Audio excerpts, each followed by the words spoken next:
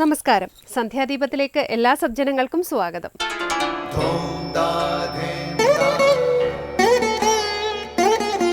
ശുഭം ഭവതു കല്യാണമായുസാരോഗ്യവർദ്ധനം സർവദുഃഖ വിനാശായ സന്ധ്യാദീപം നമോസ്തുതേ. നാമം ജപായനം പുണ്യം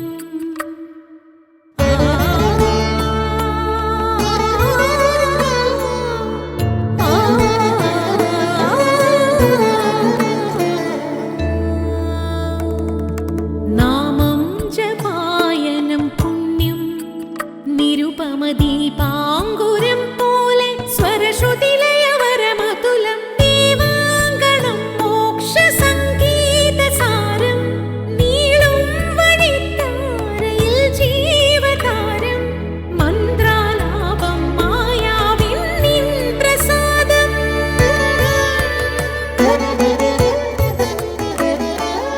ഇരുൾ നീങ്ങിയുണരുന്ന തെളിനാളദീപം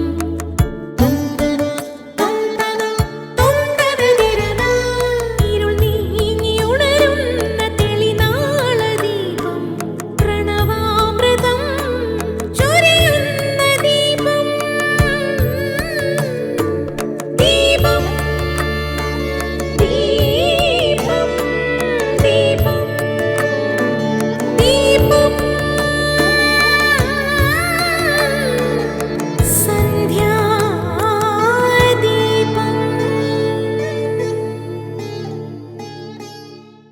പ്രകൃതിയിൽ നിന്ന് ന്യായമായ ആവശ്യങ്ങൾക്കല്ലാതെ അധികമായി എടുക്കുന്നത് അധർമ്മമാണ്, അത് പാപവുമാണ്. ഒരിക്കൽ ഒരു സാമൂഹ്യ പ്രവർത്തകൻ രാവിലെ നദിയിൽ നിന്ന് ഒരു പാത്രത്തിൽ വെള്ളമെടുത്ത് തീരത്ത് നിന്ന് പല്ല് തേച്ചുകൊണ്ടിരിക്കുകയായിരുന്നു. അതോടൊപ്പം ചില അത്യാവശ്യ കാര്യങ്ങൾ ചോദിച്ചു മനസ്സിലാക്കാൻ അദ്ദേഹത്തിൻ്റെ സഹപ്രവർത്തകരും അവിടെ എത്തിയിരുന്നു. സാമൂഹ്യ പ്രവർത്തകൻ അവരോട് സംസാരിക്കുന്നതിനിടെ പല്ലു തേക്കുന്നുണ്ടായിരുന്നു. വാ കഴുകാനായി പാത്രമെടുത്തപ്പോൾ അതിലെ വെള്ളം തീർന്നത് കണ്ട് അദ്ദേഹം പറഞ്ഞു, ഈശ്വര, ഞാൻ എന്ത് അശ്രദ്ധയാണ് കാണിച്ചത്.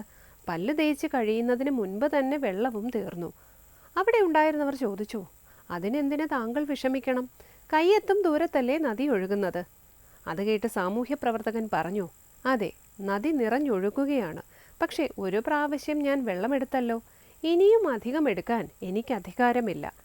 ഈ സാമൂഹ്യ പ്രവർത്തകൻ കാണിച്ച ധർമ്മബോധം സമൂഹത്തിൽ മറ്റുള്ളവരും വീണ്ടെടുത്താൽ പട്ടിണി മരണവും ദാരിദ്ര്യവും ഏറെ കുറയുമെന്നതിൽ സംശയമില്ല.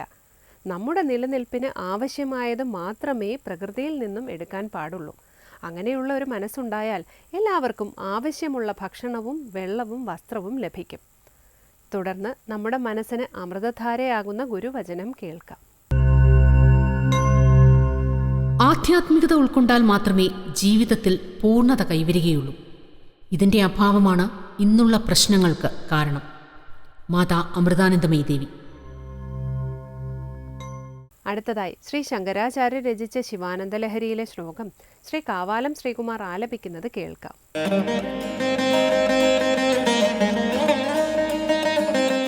ആമ്നായാം ബുദ്ധിമാദരേണ സുമന സംഘാ സമുദ്യന്മനോ മന്ധാനം ദൃഢഭക്തിരജ്ജുസഹിതം കൃത്വാ മഥിത്വാ തതഃ സോമം കൽപതരും സുപർവസുരഭിം ചിന്താമണിം ധീമതാം നിത്യാനന്ദസുധാം നിരന്തരരമാ സൗഭാഗ്യം ആതന്വതേ.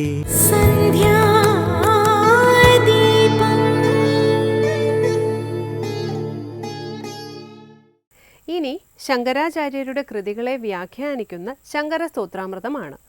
സമുദ്രമഥനത്തിലൂടെ ലഭിച്ച വിശിഷ്ടങ്ങളായതെല്ലാം വേദമഥനം ചെയ്യുമ്പോഴും ലഭിക്കും. സമുദ്രമഥനത്തിൽ ലക്ഷ്മി ദേവിയാണെങ്കിൽ വേദമഥനത്തിൽ അത് ഐശ്വര്യമാണ്.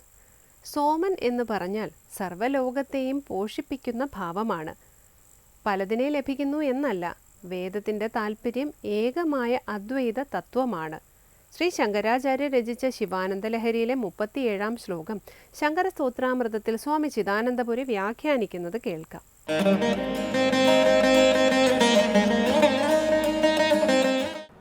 ആദിശങ്കര കൃതികളിൽ ശിവാനന്ദ ലഹരിയിൽ 37ാമത്തെ ശ്ലോകമാണ് നമ്മൾ ശ്രദ്ധിക്കുന്നത്. അവിടെ വേദമഥനത്തിലൂടെ ഭഗവത് തത്വസാക്ഷാത്കാരത്തെ നേടുന്നതിനെ കീർത്തിക്കുന്ന ശ്ലോകമാണ്. അപ്പോൾ സാമാന്യമായി ദേവാസുരന്മാർ സമുദ്രമഥനം ചെയ്ത് അമൃതത്തെ നേടുന്നു. അവിടെ പർവ്വതത്തെ കടകോലാക്കി വാസുകിയെ കയറാക്കി ദേവാസുരന്മാർ മഥനം ചെയ്തിട്ടാണ് അമൃതത്തെ നേടുന്നത്. എന്നാൽ അതിനോടനുബന്ധമായി അതിൽ നിന്ന് ലക്ഷ്മിയെ നേടിയിട്ടുണ്ട്, ചന്ദ്രനെ നേടിയിട്ടുണ്ട്,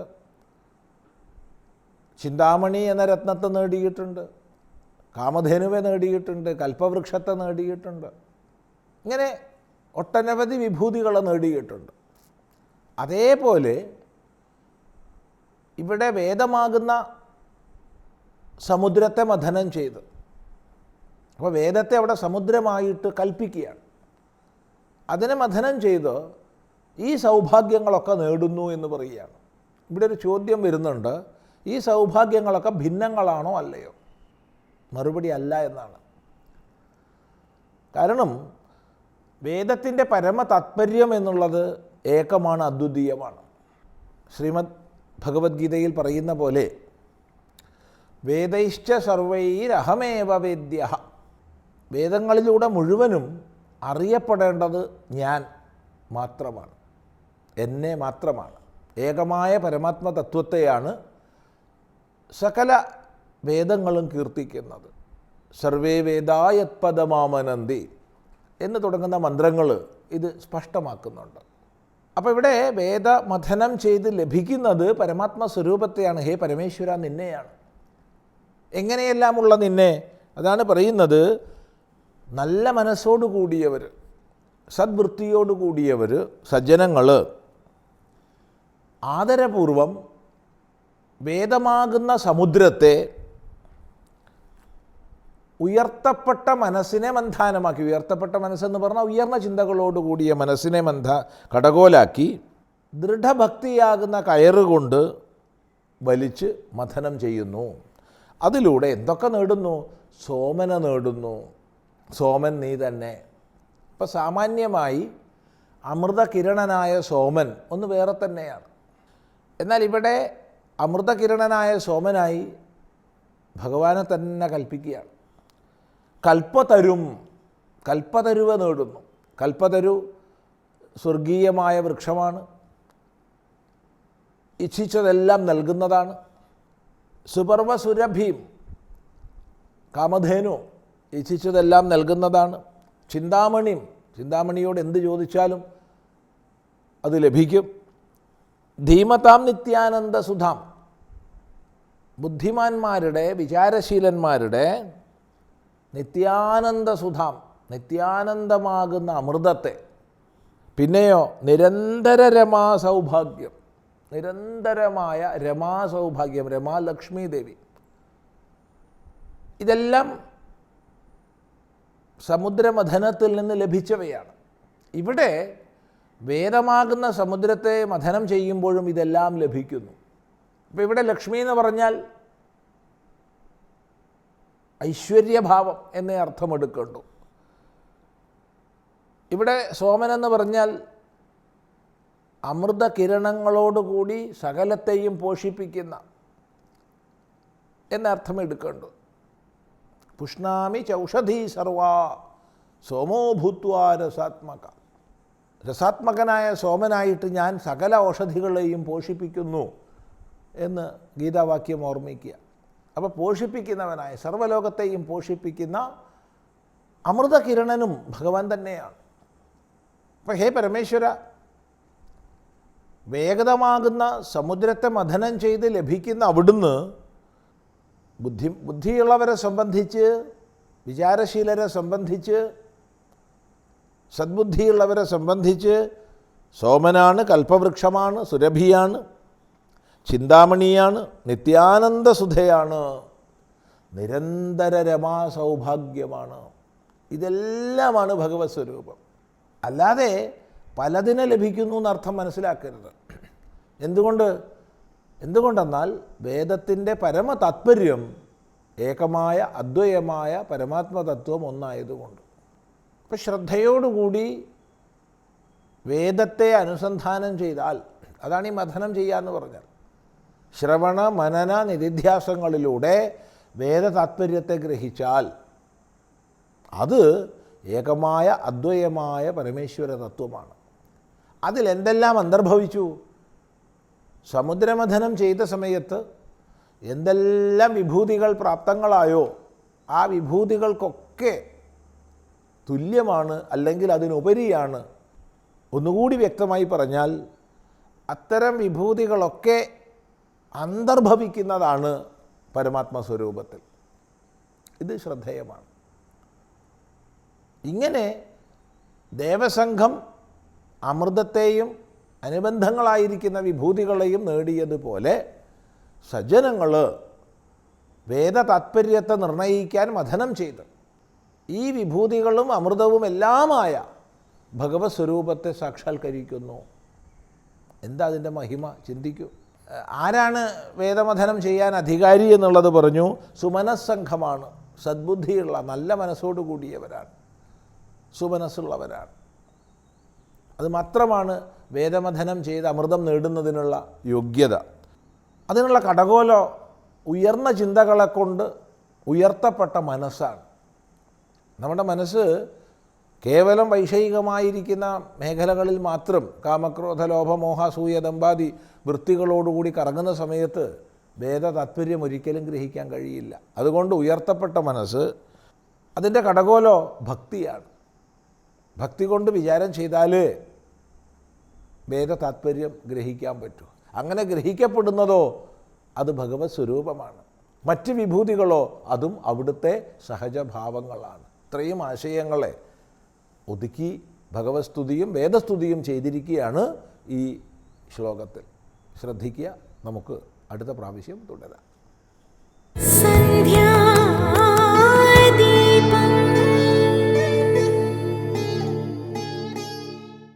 തുടർന്ന് വൈദിക ക്രിയകളെയും ക്ഷേത്രങ്ങളിലെ ആരാധനാക്രമങ്ങളെയും കുറിച്ചുള്ള ക്ഷേത്രങ്ങൾ സാധനാ കേന്ദ്രങ്ങൾ എന്ന സെഗ്മെന്റിലേക്ക്.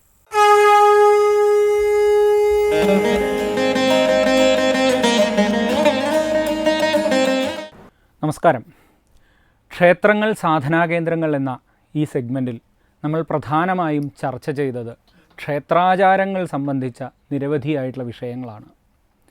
ക്ഷേത്രം എന്ന് പറയുന്ന ഒരു വാക്ക് ഗാത്രം അഥവാ ശരീരം എന്നൊരു അർത്ഥത്തിൽ നമ്മൾ സാമാന്യമായിട്ട് പ്രയോഗിക്കാറുണ്ട്. ഇദം ശരീരം കൗന്ദയ ക്ഷേത്രമിത്യഭിധീയതേ എന്നുള്ളത് പ്രശസ്തമായ ഗീതാവാക്യമാണ്. ഈ തത്വപ്രകാരം ക്ഷേത്രത്തെ ശരീരമായിട്ടാണ് അവിടെ ഉപമിച്ചിരിക്കുന്നത്. ദേവൻ്റെ, അതായത് ഒരു ക്ഷേത്രഘടന എന്ന് പറയുന്നത് ദേവശരീരം തന്നെയായി സങ്കല്പിച്ചുകൊണ്ടുള്ള ഒരു തത്വം നമുക്ക് ഇവിടെ അന്തർലീനമായിട്ട് നമുക്ക് കാണാൻ സാധിക്കും.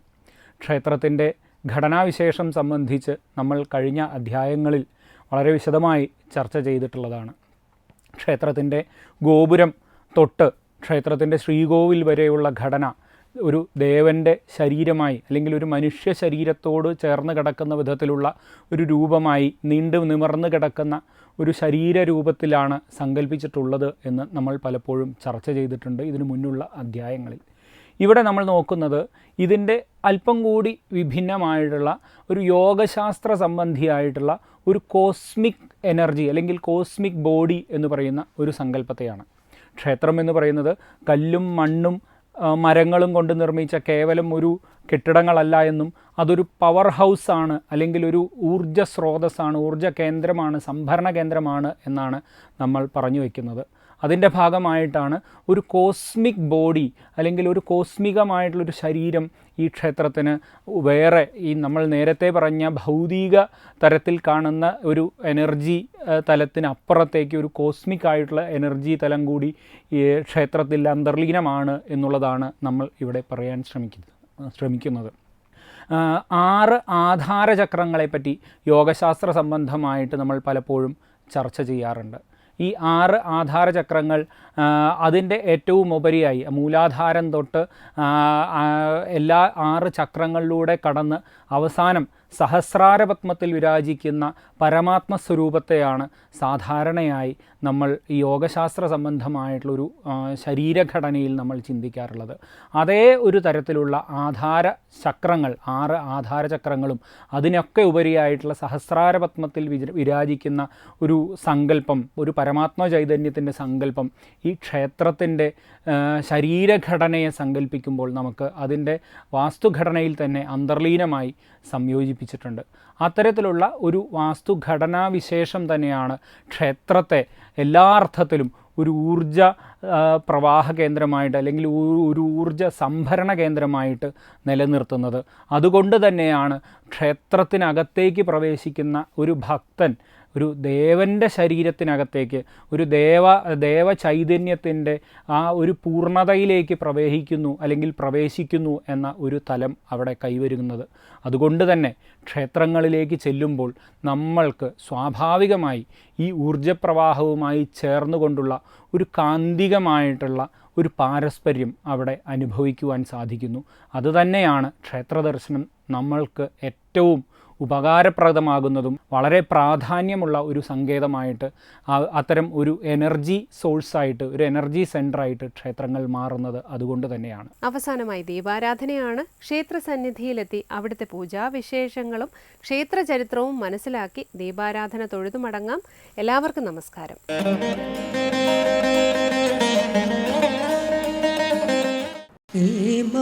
സമാനസ്യ സമുദ്ധിതോഗ്രതോ നൃസിംഹരൂപസ്തദലം ഭയാനകം പ്രധസ്തചാമീകരചണ്ഡലോചനം സ്ഫുരച്ഛടാകേസര ജൃംഭിതാനനം കരാളദംഷ്ട്രം കരവാളചഞ്ചലക്ഷുരാന്തജിഹ്വം ഭൂഗഡീമുഖോൽപണം. കൊല്ലം ജില്ലയുടെ വടക്കേ അതിർത്തിയായ ശൂരനാട് പഞ്ചായത്തിലാണ് ക്ഷേത്രം സ്ഥിതി ചെയ്യുന്നത്. കൊല്ലം ചവറയിലിറങ്ങി ശാസ്താംകോട്ട ഭരണിക്കാവ് വഴി ആനയടി നരസിംഹസ്വാമി ക്ഷേത്രത്തിൽ എത്തിച്ചേരാവുന്നതാണ്.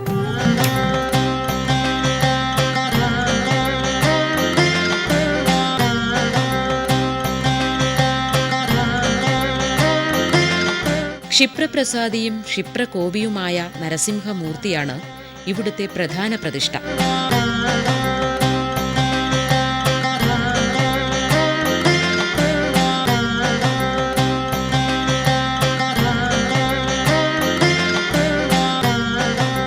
തന്റെ ദർശനഭാഗ്യമുള്ളവർക്ക് ക്ലേശങ്ങൾ അലട്ടുകയേയില്ല എന്ന സാക്ഷാൽ നരസിംഹമൂർത്തിയുടെ അനുഗ്രഹവാക്കുകൾ അന്വർത്ഥമാക്കിക്കൊണ്ട് ആനയടിയിൽ നരസിംഹമൂർത്തി അനുഗ്രഹവർഷം ചൊരിയുന്നു.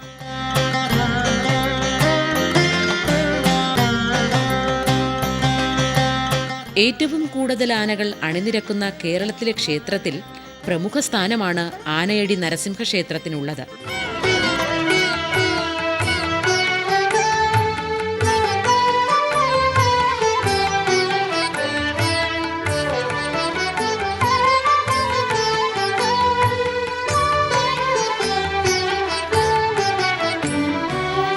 നഗരത്തിലെ തിരുവോണം ആറാട്ടായി 10 ദിവസത്തെ ഉത്സവമാണ് ഇവിടെ നടത്തിവരാറുള്ളത്.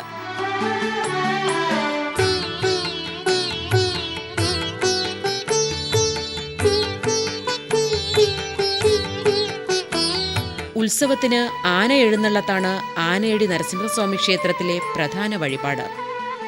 ആനകൾ ഗ്രാമപ്രദക്ഷിണവും നടത്തിവരാറുണ്ട്.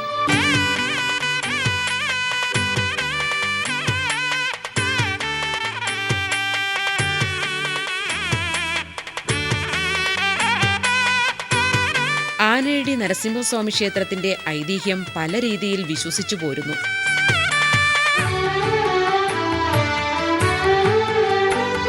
അകവൂർ മനവക ക്ഷേത്രമായിരുന്നു ഇത്.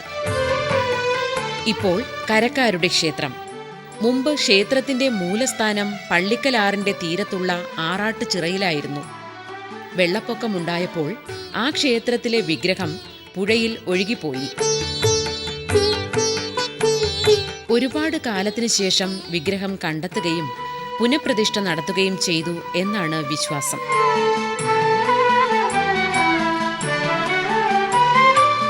തീർത്ഥാടനത്തിനായി ഇറങ്ങിത്തിരിച്ച ഒരു ബ്രാഹ്മണ കുടുംബത്തിന്റെ കൈവശമുണ്ടായിരുന്ന ഗൃഹസ്ഥാശ്രമ സ്വഭാവമുള്ള വിഗ്രഹമാണ് ആനയടി നരസിംഹസ്വാമി ക്ഷേത്രത്തിലേത്തതെന്ന് ഒരൈതിഹ്യം പറയുന്നു.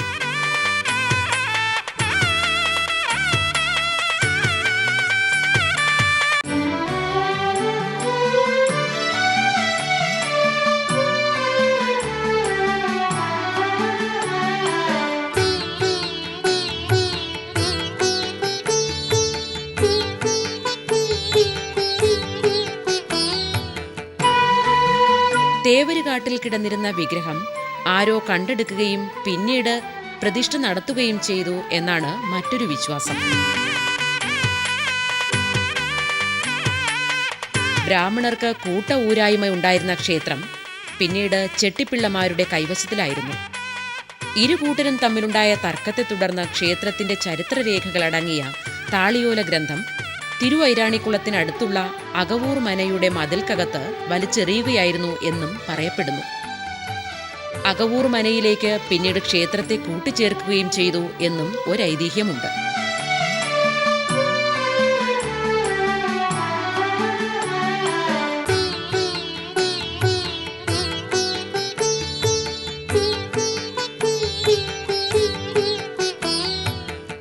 ശുദ്ധ സംഗീതത്തിന്റെ ഉപാസകരായ ഒട്ടനവധി സംഗീതജ്ഞന്മാർ ക്ഷേത്രത്തിലെ ഉത്സവകാലത്ത് ക്ഷേത്രത്തിലെത്തി നരസിംഹമൂർത്തിക്ക് അവരുടെ സംഗീതോപാസന വഴിപാടായി നൽകുന്നു.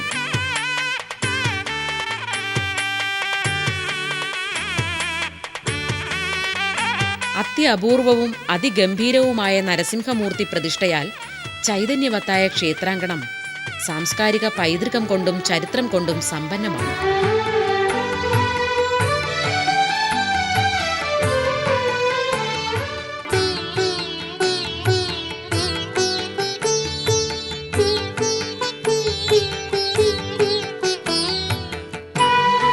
നരസിംഹസ്വാമി ക്ഷേത്രത്തിലെ മികവാർന്ന ദാരുശില്പങ്ങളും ശിലാസൂക്തങ്ങളും ക്ഷേത്രത്തിന്റെ പഴമയും പ്രൗഢിയും നിലനിർത്തുന്നു.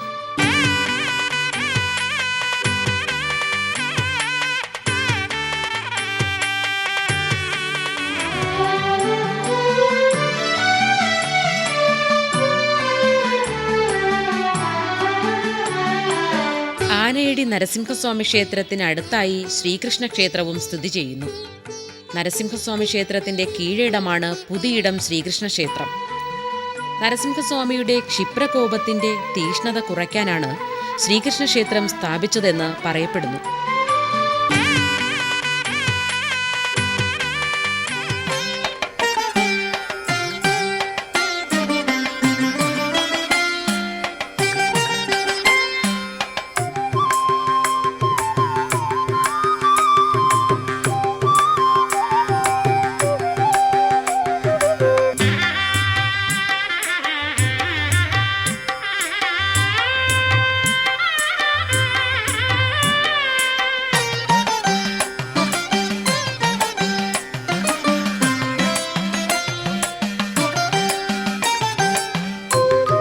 ആശ്രിതരുടെ ദുരിതങ്ങളെ അകറ്റി ശാന്തിയും സമാധാനവും നൽകുന്ന ക്ഷിപ്രപ്രസാദിയായ ഭഗവാന്റെ സന്നിധിയിലേക്ക് ആയിരക്കണക്കിന് ഭക്തജനങ്ങൾ നിത്യേന എന്നോണം അനുഗ്രഹം തേടി എത്തുന്നു.